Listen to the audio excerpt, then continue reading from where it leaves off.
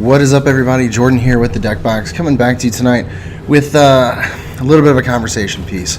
I just want to say my piece about this and then just kind of move on, and hopefully the community is done with this. So what we're going to be talking about again is actually the Michael Long situation. Many of you probably know, if you're on Hayfonte or Verbank or even PTCGO Hell, they announced yesterday. Actually, they didn't announce. Okay, so what happened was yesterday, I guess one of the judges, they have access to a list that shows ineligible players, which is a nice way to say banned players. There's some that are temporarily banned. It has their date that they were banned until the date that they will be banned. So there are some that are coming off of it this year, actually, some coming off next year, and then some that there is no coming out of date. And at the top of the list was Michael Long. That was what was posted yesterday. And so one of the judges, I guess, got that, posted it, and there's a lot of talk about taking it down and stuff like that, because I guess judges are not supposed to release that information. It's supposed to, I don't know if anything's ever supposed to be announced, but needless to say, if I'm being honest, whether or not a judge releases that information or not, it's going to get out. People are going to know. So there's that news. Michael Long was banned for the incident that occurred in Memphis. If you don't know what happened in Memphis, watch my other video discussing it. I'll put a little link up here on the top, and you guys can go check that out. It kind of gives a little bit of information behind what happened and why he was banned. So I want to talk about a few things behind this ban. I don't want to talk about what happened anymore. It doesn't matter. It happened. It's done. He's been banned. But a couple days before the ban, I guess, was announced or leaked, we'll call it leaked, before the ban was leaked, there were people saying, it's been too long since the incident, and Pokemon hasn't done anything about it. So I wanted to kind of give my thoughts on that. I'm trying to remember. I think so. Dallas was December 16th or something, or Memphis was December 16th. It's January 11th when I'm recording this. It was January 10th when they announced it. So you're looking at 25 days. So about 3.5 weeks. Some people were saying that was too long for it to have, not had some sort of answer to the situation. They're saying, it's after the holidays. Why have we not heard anything? Yada, yada, yada.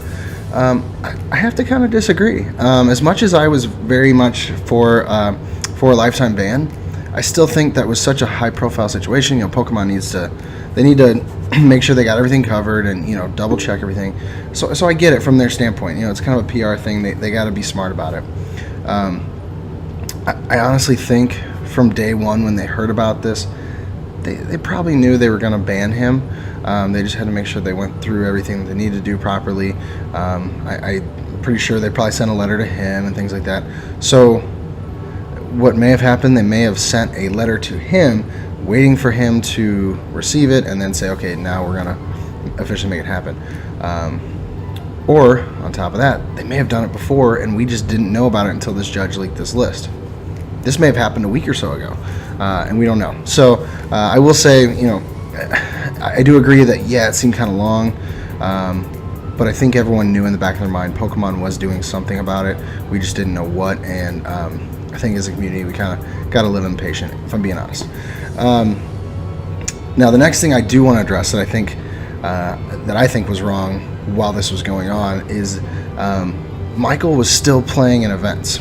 Now there were no regionals between Memphis and when this was released, and I think what a lot of people worried about is that Pokemon wasn't going to announce this before Oceania or before before Dallas, and Michael was going to go to these events and maybe cheat again, maybe make more money, who knows.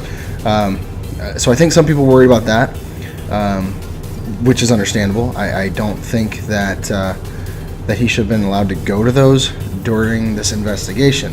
And on top of that, during this time, I saw a post on Hayfonte or Verbank, something like that.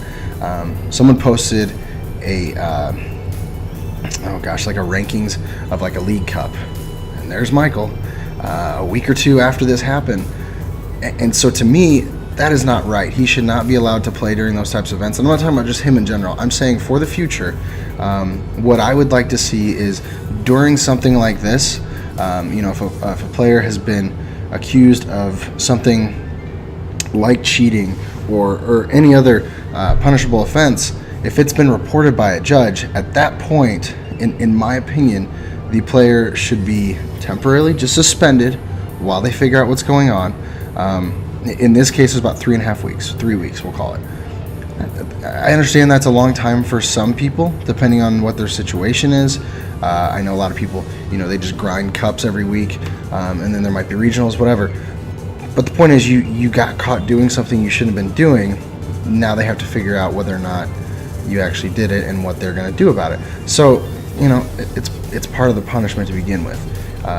If you were cheating and you got caught and you don't get banned afterwards, you should consider yourself lucky that during those 3 weeks, that was all you were really banned from playing. So him playing at an event like that, I think that was really, really bad. I think Pokemon needs to work on that in the future, work on, their process in this, and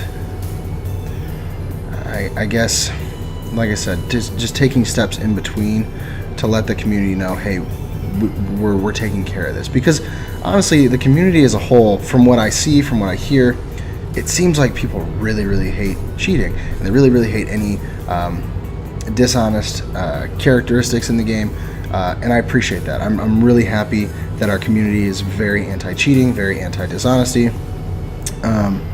So I appreciate that, and I want Pokemon to, I guess, listen to the community and say, you know what, people really, they don't trust this guy.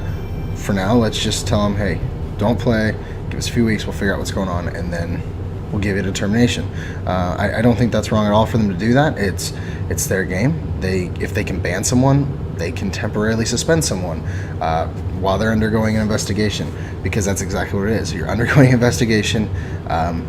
You should not be dealing with that. So yeah, those are kind of my main thoughts. The next thing, I think from this point on, what the point of this video for me is, I'm curious to know from you guys, and even for myself, because I don't entirely know what I think is going to happen, but I'd like to know what everyone thinks is going to happen from this point on in the community. Obviously, we've had people cheat recently. I think last year, Keener Wagner was banned. His is temporary. I think he actually comes off in May. So, we have these cheating incidents over the past few years. We have one this year. I'm wondering if or when it's going to stop. And I know it sounds kind of naive. I don't think it's ever going to stop, if I'm being honest. Someone's always going to do it. But what I'm hoping is that such a harsh penalty will reduce the amount that it's happening. I would like to think that. And I think that's really why the community was calling for a lifetime ban. Like I mentioned in the last video, this had nothing to do with Michael as a person outside of the game. There was nothing like, oh, he did this to me outside of the game, so I just want him out. It was all to do with the game. That was all it was about. So they were calling for such a harsh ban because they're tired of the cheating and the dishonesty and getting screwed over out of thousands of dollars. And so I'm glad that the community is that way, and I hope that continues, and I hope that Pokemon cracks down on this. And kudos to the judge that caught it. Kudos to all the judges. Thank you so much for what you do, and you guys have to keep an eye out for this. And I'm sure that's not easy. And I'm sure at times it could be difficult to call someone out on something. But I think I speak for myself and a lot of the community when I say thank you very much for doing that, because it helps us to be able to stop crimes like this, and it kind of keeps our community on the straight and narrow. So I don't know. I don't even know the question I'm asking here, but I mean, just what do you guys think the overall atmosphere of the community is going to be now? One thing I don't want it to be, if I'm being honest, I get it. On Verbank and PTCGO, hell, people are making jokes about it and stuff. But honestly, after yesterday and today, I think it's done. I think we need to move on. We need to keep doing our thing the way it is. Michael's got his punishment now. He doesn't need more of it. And I'll say this, as I've said before, keep his family out of it. They did not do anything. I had someone make a rude comment to Raymond, Michael's younger brother, on one of our videos before, and it was about this incident. So I don't appreciate that. Raymond had nothing to do with it. This was Michael. So do me the favor, do his family the favor, and just keep them out of it. Don't rub that in their face. And remember, Raymond's still part of the community as well. So more than anything, what needs to happen in the community, I believe, there needs to be an edification. People need to just all get on board and say, we're going to keep things honest. We're going to keep each other honest. I want you to keep me honest, and hopefully things will work out in the end. And like I said, just keep everyone kind of close to each other and honest. That's really what we're looking for in this community. That's one of the things that I noticed when I first started playing, and that's something that I hope can continue. So guys, I appreciate you watching just this quick little video of me giving my thoughts on the situation, and just kind of an update to the community of what happened. So like I said, let's keep it honest, let's keep the community strong, and we'll see you next time here on the Deck Box, guys. Thank you so much for joining me.